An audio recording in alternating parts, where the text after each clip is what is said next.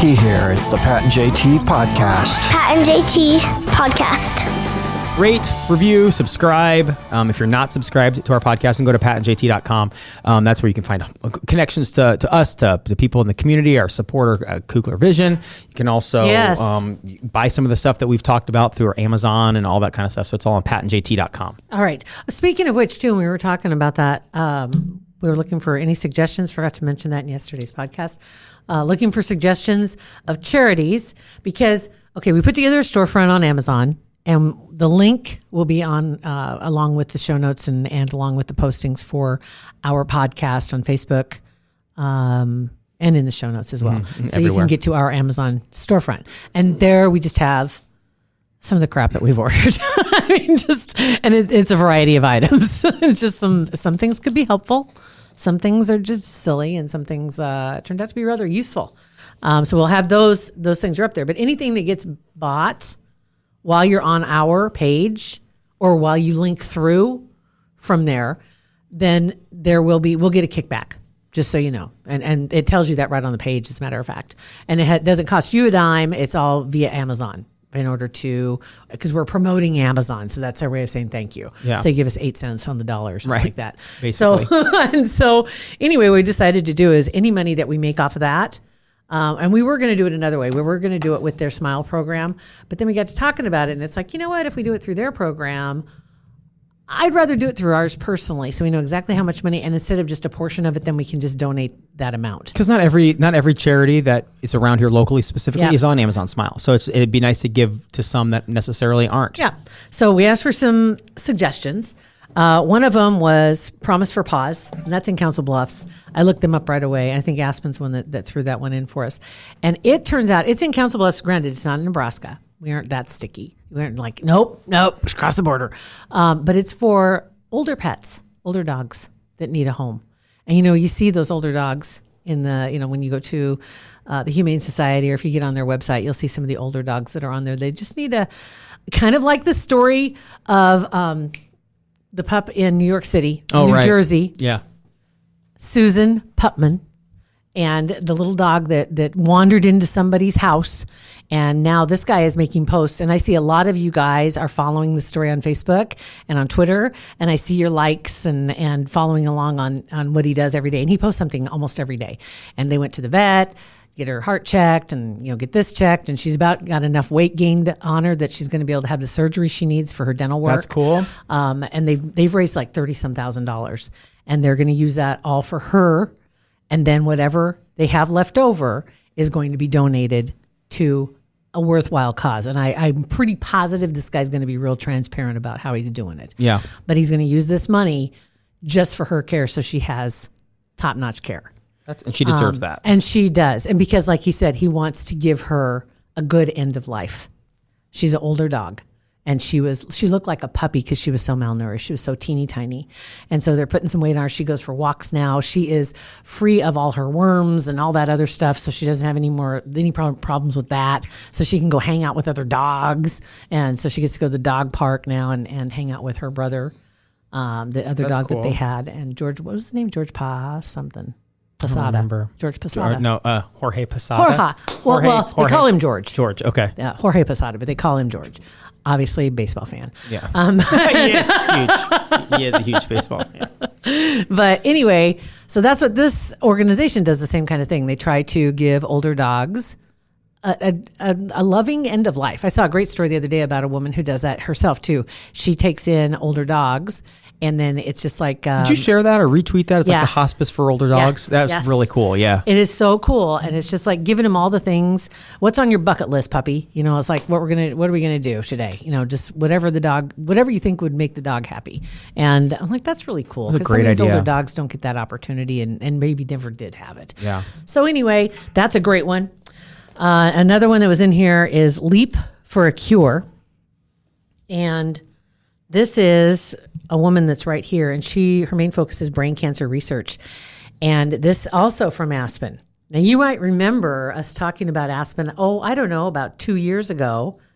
Tomorrow, she said, so as we speak today, this episode would have been 2 years ago that she sent us a note telling us that she was driving to Louisiana to see her aunt with brain cancer and listening to our podcast the whole way from that place you used to work. I remember that.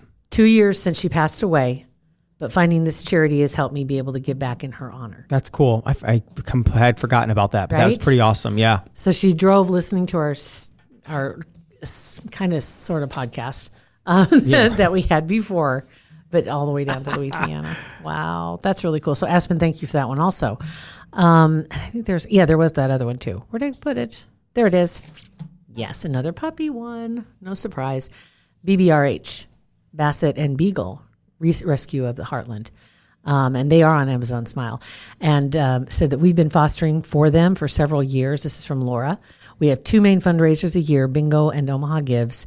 We also do adoption days at PetSmart and some other local stores. I like that. That's great. I like when rescues do adoption days at pet stores. Right.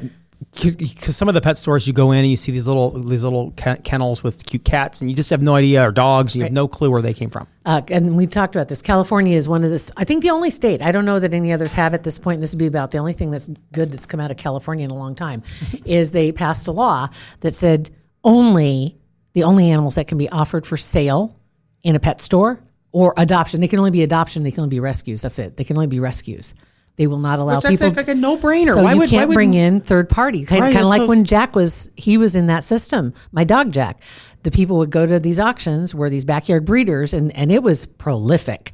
A lot of German Shepherds raised on farms up in New York, and they would take the dogs to these auctions. They'd get bought by this third party or this middleman, who then would sell them to the pet stores. Right. That is such a no-brainer. To have that law, that should be in all 50 states. You can't all of them. sell them in a pet store. Only thing that can be there are rescues. Yes, I love that idea. So yes, California, way to go. I want to know who's behind that in Nebraska. That I did like the California roll. I mean, that's another good thing out of California. Just law in the California roll. Okay, I'll give you that. Okay. So those are 3 that we've got so far.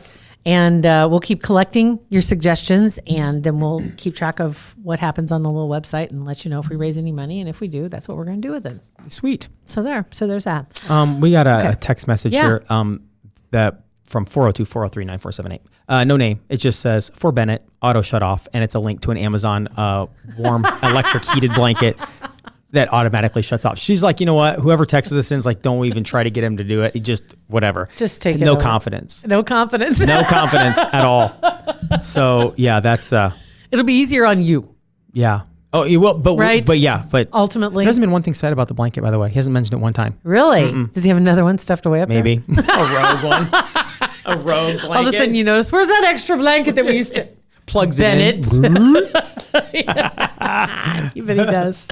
Okay, after Ricky Gervais was on the Golden Globes, brouhaha revolving all around it. All the Hollywood elites were like, "Oh my God, that was just they couldn't believe that he did that." I love the meme of Tom Hanks. Yeah, the best. The best. But basically, he was saying everybody in Hollywood they know nothing about the real world. And now taking it to the next level, Pat Sajak, who I love to follow on Twitter. He is super funny. He does not give a crap.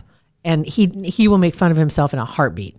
Which he should. Look what he has done his entire career. And he had tried to host a talk show back in the 90s, and that didn't work out. He's back doing, he works 2 or 3 days a month.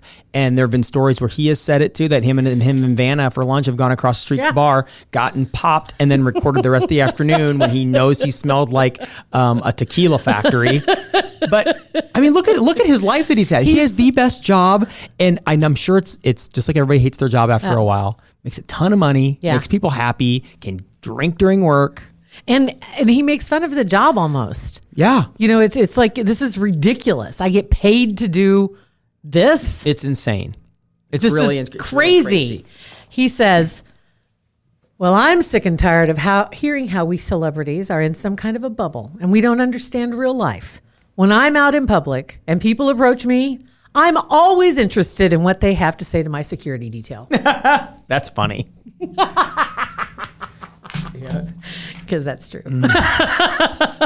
That's awesome. Did you see a couple weeks ago, it's probably been a month ago now, when Vanna filled in for Pat? Yes. She was not good. You would think that it's something that would have soaked in a little bit over the course of the last 20 years, but she was just not good at all. I'm going to say, you know what this may actually prove is that there's more to what he does. Because he's so good at it, it looks so easy. Yes. And that anybody else stepping in will never be as good as he is. If there was a chance for anybody to be halfway as good as him, it would have been the person who's seen him do everything and like just watched him all those years. And it's... I'm going to guess he would suck at turning letters or pushing buttons. Yeah, they stopped turning now. They just push the buttons. But I mean, I'm guessing because she is like almost invisible when she does it. You know, it's like she just like floats across. Yeah. Floats across. I have a feeling he'd be a little more of a, in the way. Probably. Because he couldn't do that. He couldn't just kind of go blind into a wall. Blind? Yeah. What is it? Anyway, he could dissolve into a wall like she does. He couldn't. His personality wouldn't let him. No. I'm sure she occasionally just wants to just stab herself in the eye. I know. It's got to be, again, she's making a lot of money. Mm-hmm. Unbelievable. She gets paid for what she does. Yep. But like nobody else in the world has that job. None. And she's is great living. But after a while, you're like, if I have to touch one more K, if I have to touch another A or act like I'm disappointed that Becky messed up the guess. I don't think so. Yep. Interesting. Like when Drew Carey took over for Bob Barker, you would think it would have been a natural. And to me, it was difficult to watch. Yeah, it was tough until he found his groove. Now he's great. Now he's got it going. But when he first stepped in, and he was accomplished on stage, and Bob Barker was not a comedian. He stood up there with his long, skinny microphone and was honestly stuffy. Yeah. And Drew Carey, though, when Drew Carey came up and when he brought his personality, it was like, that's not what I want. It was weird. Yeah, it was. It really was. But now he's cool. Now it's good. Rolling into 2020, want to thank Kugler Vision for supporting our podcast, the Pat and JT podcast. They've been with us practically from the beginning, and couldn't be happier to be associated with them and all the great things that they're doing. Dr. Kugler and the entire staff, they're just first class people in general, but first class facility, no doubt. They lead the pack really when it comes to the technology, when it comes to having those procedures done that are going to completely change the way you see everything. Pat and I both had procedures done, and I only wish I'd done it sooner. And a lot of people, I think, stay away from it because they're a little nervous about it. They don't know what it's all about. So right. You can go to their website, you can go in, you can get a consultation. We were in the office just the other day and walking through there, you're reminded as how streamlined the process is, how non-intimidating it is, and how at the end of it, you're going to get a cookie, a delicious cookie. They do. Right when you walk in the front door, as a matter of fact, Corey was at the desk, and she gets you checked in, and whoever you're there to see, and the doctors there really know their stuff. And more information, if you are maybe just thinking about for the very first time getting any sort of procedure like that, there's so much information on kuglervision.com. You can go there, you can find out everything. You can schedule your consultation. Yeah. You can find out about all the different procedures they offer, and then you can go in and find out if you're a candidate. That's what a lot of people don't realize, too, is there's not just one procedure that you can have done. I think there's 7. 7, yeah. And depending on what your eyes require, they run you through a battery of tests, and then they tell you these are your options. And then you let them kind of guide you as to what is going to benefit you the most for the long run. And we're excited to be working with them this year because obviously it's 2020. Right. So this, and if you were thinking about this at all, ever, this is the universe telling you you're in 2020. Maybe you can see as close to 2020 as possible. So this is the time you need to go into Kugler Vision. Absolutely. And remember this, promo code PatandJT 2020. But check in at their website at kuglervision.com for more details. And thank you, Kugler Vision. Speaking of stuffy, let's check in on the Royals. Okay. I like the Royals. I love this story because I think I have an opinion on this one, but go ahead. You? I have an opinion on why this is all happening. Okay. So the crux of the story, and I have to admit, I've read way less about this than I have about Jeffrey Epstein. Okay. It's no surprise. Fair to say. But first off, there was an announcement made that Meghan and what's her guy's name? Meghan and Harry? Harry. Oh my God. I'm like, you can't obviously be talking about Meghan and Harry. Is there another one? We're going to step away a little bit from from being the main in with the main royals. Okay. Right? Yeah. They wanted to step back from that. Which is good. And they wanted to split their time between North America and England. And remember, there was a while back there, they were going to move to Africa, it seemed like. And then that kind of went away. And they spent about 6 weeks in Canada. That's when they say North America, they mean primarily Canada. I think her mom lives up there. She was a resident there for about 7 years. That's when she was doing her show. And but they spent about 6 weeks there. Then she went back. She left Archie in Canada when they went back to England, and then they made the announcement that they were going to be stepping away. They made the announcement without telling anybody else. That's about right. I mean, because behind the scenes, yeah, they're royals. It's the royal family, but it's still a family, and not a lot of people that age go through the whole process of having the whole family give us input on what we're going to do. Well, there has to be because there's protocols in place. I think that's why they're doing it. They're sick of the protocols. They have no money. That they're trying to become financially independent. Can you imagine that? They're wanting to put together a foundation to do good around the world and live off of that, I think is what they want to do. I think they'll be able to do that no problem. They want to step away from all the royal stuff. Well, they didn't tell her. He didn't tell his brother. I mean, they're kind of arguing now. They're not getting along and a lot very of people blame her for that. There are a lot of pictures of Harry and Yoko Ono that are floating around right now because they're hearkening back to the days of the Beatles when they blamed Yoko for all the disruption that was going on in the Beatles. But and it's terrible because it's kind of a morph of Yoko Ono and Meghan Markle. Right. It's awful. It's creepy, kind of. It's really creepy. But so there's been a rift there with the brothers. And now, and the British people, I think they said, Piers Morgan is another has been very vocal about this and talking about how he's been so angry with her from the very beginning, as a matter of fact, because he in his world, she doesn't really understand what being a royal is. Princess Diana wasn't like in the middle of the circle, but she was peripheral. Yeah. She had a pretty healthy understanding, and that there's some comparisons that have been made about she was not one of the chosen royals. You know, this is like the first time that they've married outside of the main family. tree. Yeah. Got some new blood. Yeah. And so I'm sure she's ready to mix some stuff up. I mean, she's in there.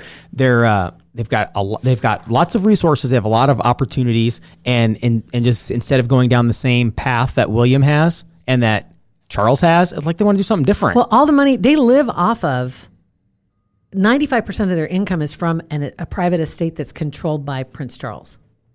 So like the income from like their whatever? Money. Whatever money they have comes from that estate. That estate was set up by the Queen. The Queen, there's like a lump sum of money that comes from taxpayers that's given to the Queen every year, and they get about 5% of their money from that. It's called the sovereign grant. So they get money from that as well. They think that Meghan is probably worth about $5 million before she got married. Rough estimate. And Harry, he inherited millions when his mom died as well. So he has access to that now. But there are reports that Charles may withdraw funding from the couple if they withdraw from their royal duties. So, and there are people also calling for their titles to be given back. So he will no longer be a prince. She never was a princess. I thought you always are a prince. Like you're a prince. Like you can't you are born into it. So you are just I'm a prince. You're given that by the Queen. Archie doesn't have a title, and that was their choice. They didn't want him to have a title. I don't know. It's kind of annoying, but I think it's kind of cool. It's like I can't imagine being in that situation and then with family like that. I mean, it would just be really hard to be a young couple and want to do things and not want to do what everybody else in the family has done. They have duties. They're expected. Well, see, and then part of the problem too is because they already lost one of the other royals because Andrew's been yanked from his duties. Yeah. And everybody has jobs they need to do. Everybody has appearances they have to make, and that's just part of it. You know, and it's not stuff that's covered by the worldwide media. It's definitely covered in the UK, but it's just kind of interesting that they're wanting to get away from it. Then Andrew's been kicked out of it, so he's not even going to be a part of this anymore. So they're like dropping like flies. So right now you don't have very many other people that are picking up the duties, and Will's kids are too small to step in yet. Right. So there's nobody there to pick up the and a couple more horse rides, and the Queen's going to be deuces. Well, I mean, they got to keep her off of the ponies. She was 93 years old. Yeah. 93 years old on a pony. And then the other thing that kind of got people was that the Duke and Duchess apparently are working on their Instagram page and building their brand. Sussex Royal. Oh, this has Meghan written all over it. Are you kidding me? Of course it does. Because there were people in the UK that were mad because she was a guest editor for the British Vogue. And there are some other things that she's done that have Pierce that was all from Pierce. I picked up a whole bunch of stuff from him, and he is livid. Because she's messing with the royals, messing with the monarchy, messing with the main monarch. Maybe it needs to be messed with. Look at our political system here. We thought everything was fine. Sure, they're messed up, but it's fine. And now it's getting lit up in Washington. Maybe they need to flip the monarchy around a little bit. And now there's been that conversation too. Is like having a monarchy is just like, guys, this is ridiculous. It's like it's pretty, just because it's douchey is what it is. It really is like, really? When you say you're born into it, it's just kind of like, that doesn't make them a good person for the position. Right. But they automatically get that job. So therefore, Prince Charles shouldn't be able to just take it away from him.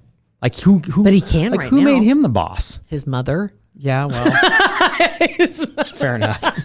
Walked into that one, I guess. And the weird part is, this is funny. I saw this. Let me see if I can get this right. King Edward Wallace Simpson. She was an American. And people are comparing Meghan to this. He gave up the crown in order to marry Wallace Simpson, an American. And so he walked away. Because he did that, his brother became king. And that's how we got our queen, Elizabeth. That was her father. Oh. She never would have been queen if he hadn't given up the crown. Wow. So it would have been a completely different branch of the royal family that would have been in charge. That's interesting. I'd never heard that before. So I think it was King Edward, that gave up the crown in order to marry his American girl, which is basically what Harry's doing now, is saying, here, take it. How romantic that is. It's so special.